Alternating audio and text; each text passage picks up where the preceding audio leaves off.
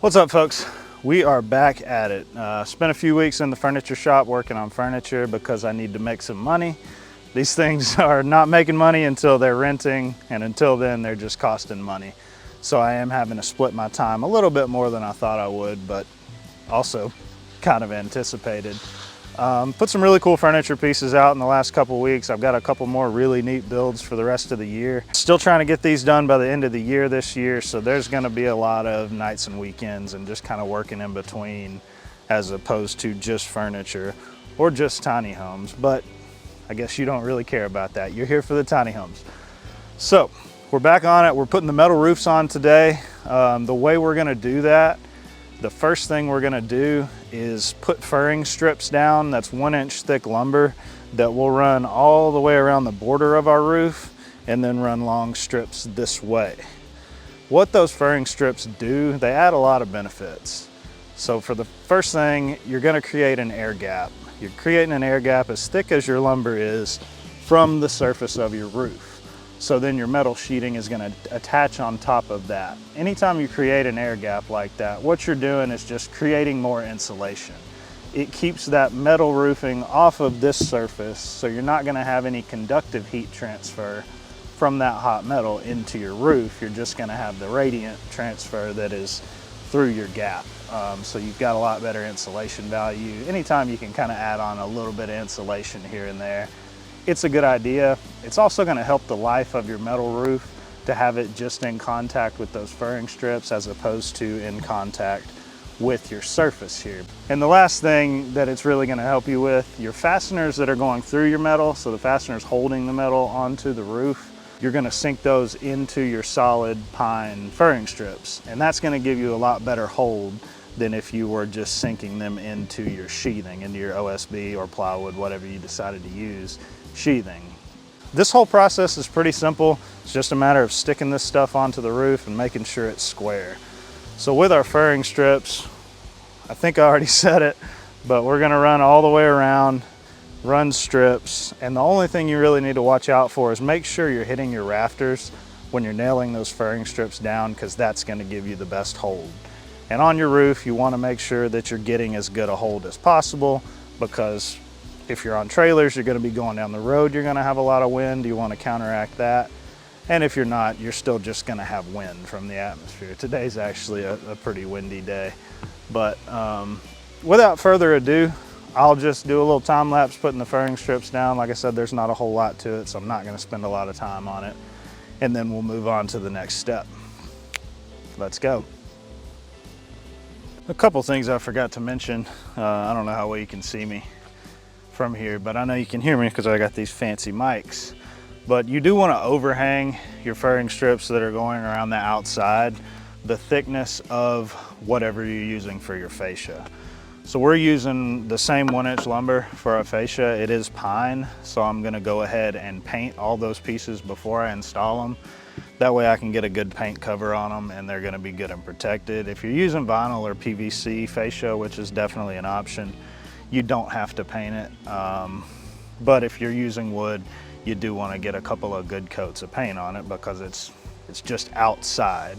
Our metal trim that's going to come over is going to cover most of that fascia, but you are going to have a little bit of your outside face exposed, as well as that under face that your siding will butt up against. And of course you'll caulk and seal everything, but it never hurts to add some more protection.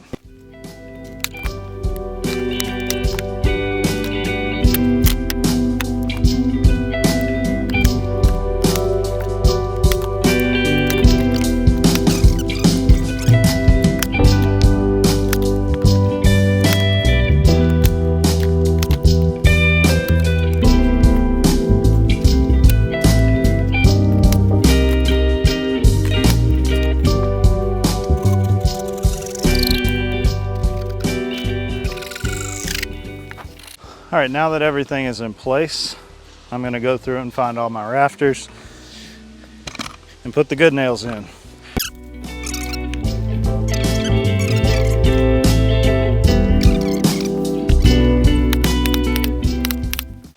And there you have it. That's how you put on furring strips onto a shed style roof with no geometry. Very simple stuff. We're gonna climb down and start working on those fascia boards around the walls at the very top that's going to go up underneath those outside furring strips. For these fascia boards, like I said, we're using the same 1x lumber.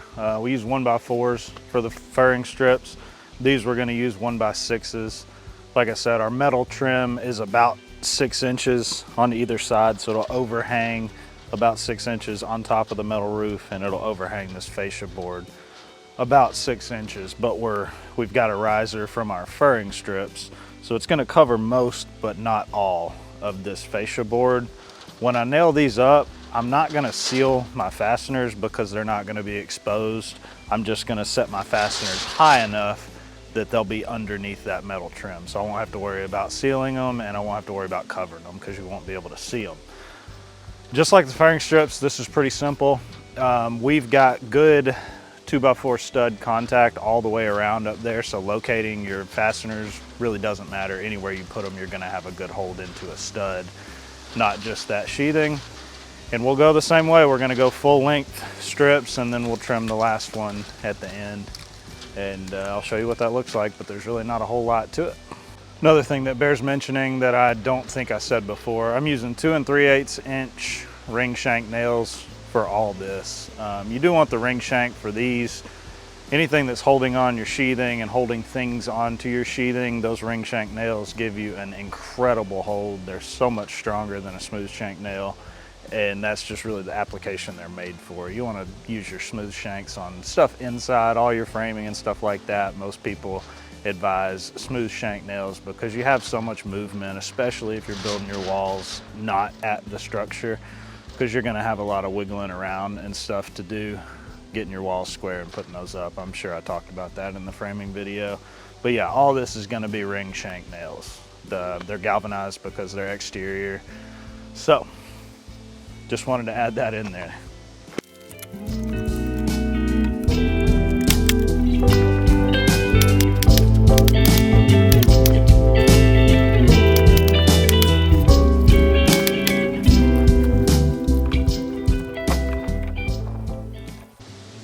All right, a couple days later, but we are back up here. Got a little bit of rain that slowed us down, followed by a couple days of clouds, so everything couldn't dry out. I wanted to make sure that everything was good and dry before I started throwing metal on top of this stuff. It is now, it's cooled down quite a bit outside, it's really nice. So I've already got the fascia and furring strips on both of these homes. Yesterday, I ran and put all the metal down for the first one to make sure, just kind of run through that process myself and figure it out before I try to show you guys. And today, we're gonna wrap this up. So by the end of the day, hopefully we've got both of these roofs completely buttoned up. So we'll jump into putting the metal down, and I'll just kind of talk you through that, and we'll see how it goes. All right, so the first step we're gonna do is put on this drip edge. This is just an angled bracket that is gonna go on your lower eave. We are gonna put gutters on this thing, so the gutters will go up under this drip edge. Basically, you just wanna line that up with your edge, and then as you're attaching this thing, you just need some sort of flathead fastener, roofing nails or something like that, or you can use flathead screws if you want to. And you're just gonna put them about every 24 inches. This is not super crucial. Your fastener spacing and your amount of fasteners are not super crucial, because when you come in and actually put your metal roof sheeting, all of your fasteners are gonna run through this drip edge. So this is really just holding it in place until we get that done. So you'll have a little bit of a fastener redundancy. Need to stop talking. Maybe I can hammer nails a little better.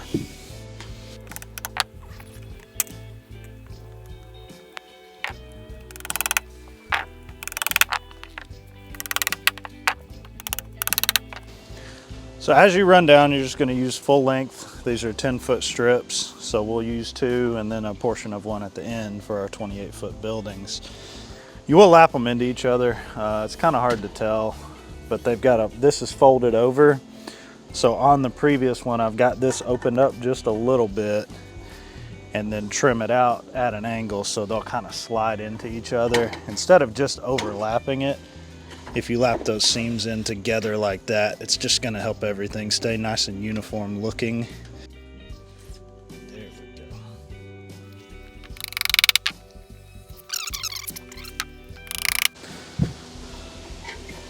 So this is kind of what that joint looks like. You're really just trimming off the folded over portion of that seam.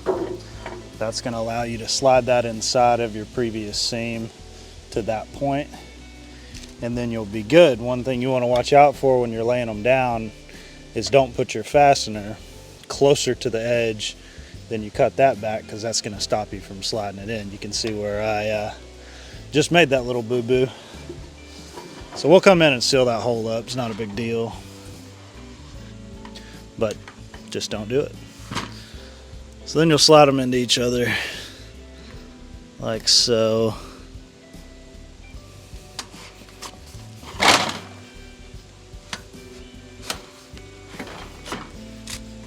Slide that all the way in, and then I'm going to come and mark this end while that's in position. And I'll cut this off just flush with the end.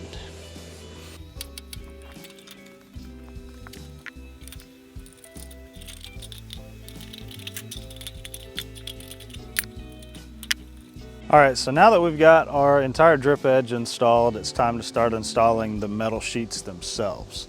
So these sheets, we're going with just standard metal roofing. You've got different options. They've got, you know, different amounts of warranty basically is what you're getting. You know, 10-year, 20-year, 30-year, 40-year, lifetime, whatever it is. When I actually went to buy these, she asked me, do you want the 40-year, do you want the lifetime? Those are the two products that they offer. I said, well, you know, I'm probably not gonna have these things in 40 years, so let's just go with the 40-year option. That's gonna be cheaper, right? Turns out it was about $13 per tiny home difference between the 40-year and the lifetime. So definitely explore those options. They may not be as much more expensive as you think, and you can just get a better product. So do a little digging on that and see what you can find yourself. But what these sheets are gonna do, they're gonna start flush at this edge and overhang your drip edge about 1.5 inches. We're putting a gutter under them, so they're gonna overhang into the gutter, so all your water is gonna go straight off the roof into the gutter. There's nowhere else for it to go.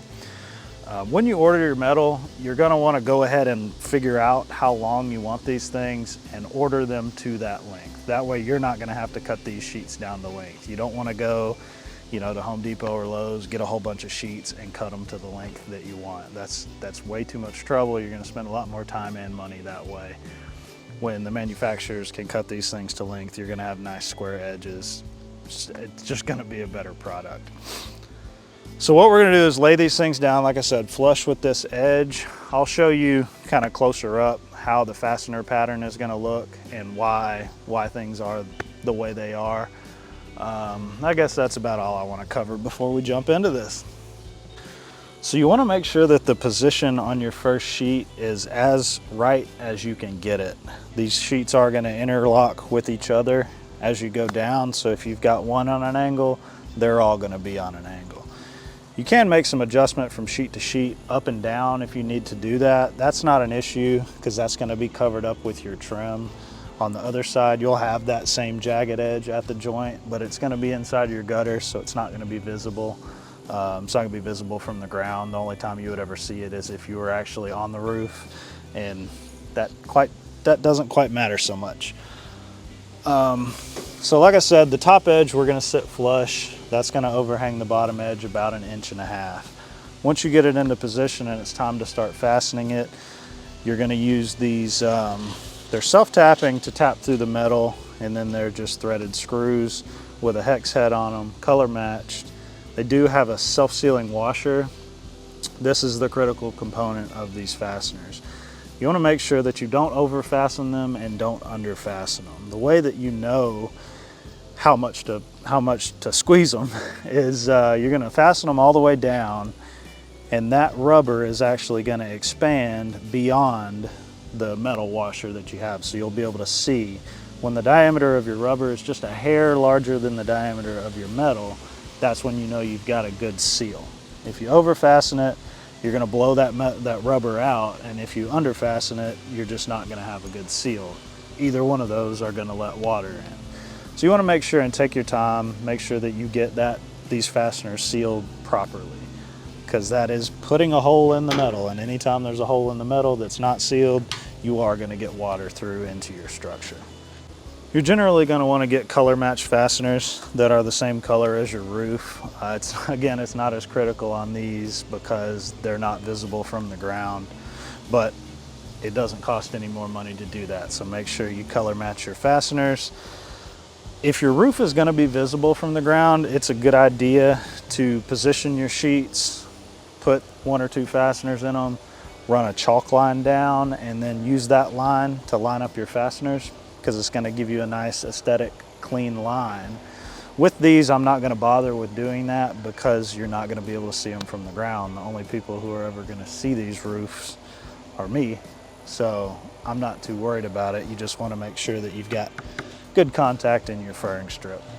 As far as your fastener position and spacing, you're going to want to have 1 fastener at each one of these ribs and line down each furring strip. So you're going to have 1, 2, 3, 4 fasteners. There's 5 furring strips, so you're going to have 20 fasteners, except at the bottom you're going to have an additional 4 fasteners because you're going to double the big rib. So you're going to put a fastener on each side of this big rib. The reason for that, we don't do it at the top because it's going to be covered by the trim. So there's not going to be able to, the wind is not going to be able to blow water, leaves, whatever up underneath there. So it's not a concern. But at the bottom where you're not going to have trim, you do that because you can get some deflection in these. It's pretty thin metal. So it's giving you just some additional holding points that's going to keep that down and keep crap and moisture and whatever else out from under there.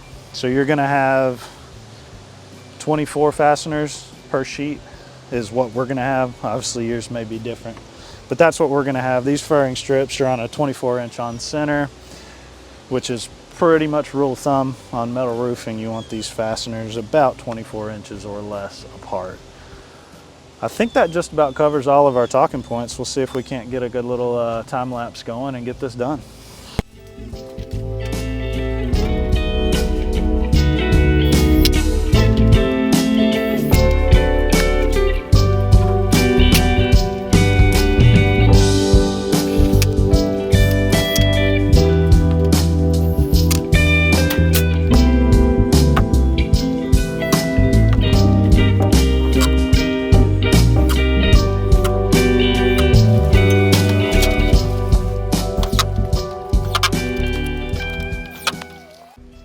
So if you noticed in that time lapse, I switched up my method just a little bit. Instead of doing 1 full sheet at a time, I laid several sheets up there, put a couple of fasteners in them, and then came back and put the rest of the fasteners in. The only reason I did that was because it started to rain. That's why I'm inside now. So I've got that all covered except for the last. It's about half a sheet. And what I'll do from the ladder, I'll lay that up. It's gonna overhang that edge. So you just scribe a line down that edge, bring it down, cut down that line. I used an angle grinder, it worked great. Just laid it on the ground on some sticks and cut down that line. Then as soon as that dries out, we'll go up and mount that last sheet in place. I need to wrap this video up and get it out, and I don't know what this rain's gonna do, so I'm not gonna show you any of that gable trim. It works just like trim. It's just angled trim. You put a fastener on the top and you put a fastener on the side. Pretty simple. You do want to seal your joints, like I was saying on the drip edge that we didn't do. You want to caulk and seal those joints. You connect your joints the same way. So I think that about covers everything. As far as the roof goes, I will get you up-to-date numbers on how much we've spent on each tiny home, and as always, we'll provide all the links that we can. Most of this material came from a local supplier, so I'm not going to be able to have links for that, but it is all standard metal roofing material. It's the same stuff you're going to find anywhere. So that about does it. If you have any questions, jump in the comments. As always, like, share, subscribe, all that nonsense, and stay tuned for the next video. We're going to be doing the windows and doors next, so that'll be a fun one. Till then. So one thing I did not mention is the foam pieces that are going to go between your trim and your metal sheeting. These are called enclosures. You'll just use some spray adhesive. Some of them will come with an adhesive strip already on them, but you do want to stick those on top of your metal sheeting where they will go underneath that trim and close out that gap. That's just going to keep any rain and leaves and any other crap from getting in there and actually getting trapped under that trim or eventually under your metal sheeting.